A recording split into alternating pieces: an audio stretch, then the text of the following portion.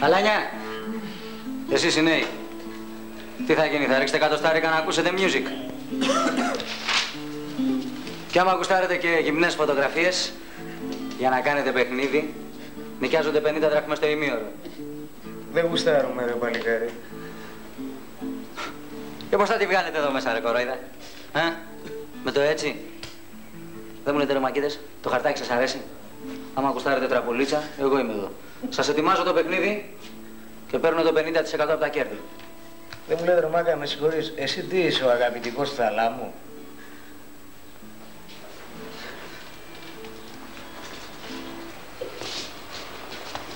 Ναι μωρό μου, και δεν το έχω σε τίποτα να σου κόψω το λαρίκι, κατάλαβες? Εδώ μέσα εγώ είμαι το λιοντάρι. Και εσείς είστε οι κότες. Και σαν κότες που είσαστε, θα μου γυαλίζετε τα παπούτσια και θα μου πλένετε τα σόβρακα. Συμφωνεί? Εντάξει ρε λιοντάρι. Έτσι μπράβο μανάρι μου, έτσι μπράβο μαγκίτη. Είσαι έξυπνος και θα πας μπροστά εσύ. Κατέβαινε τώρα το κατοστάρικο για να ακούσεις τη μουσικούλα. Αφού σου είπα δεν γουστάρω. Στο λιοντάρι δεν λένε ποτέ όχι. Αφού σου είπε δεν γουστάρει. Ράι και γαμίσου εσύ. Να γαμηθείς εσύ ρε! Να γαμηθείς εσύ ρε πούστη! Εσύ ρε να δει και εσύ! Εσύ ρε! Το πίσω! Το πίσω! Γεια σου! Πίσω κάνω! Εσύ ρε πούστη! Εσύ ρε πούστη! Εσύ ρε πούστη!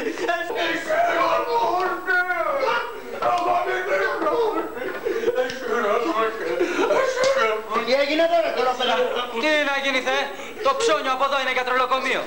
Θέλει να μας ξεκυλιάσει όλους με ένα στιλέτο. Πού είναι το στιλέτο? Άκα από εδώ το πέταξε. Να. Πονηρός ο τρελός. Ψέματα λέει! Το μαγέρι δεν θα εσύ! Θα μιλάς όταν σε ρωτάνε! Να γαμηθείς τον ψάρκος! Συναπογόραση! Εσύ ρε καλά! Εσύ ρε πούστη! Εσύ ρε πούστη! Να γαμηθείς εσύ ρε πούστη! Εσύ ρε πούστη! Εσύ ρε πούστη!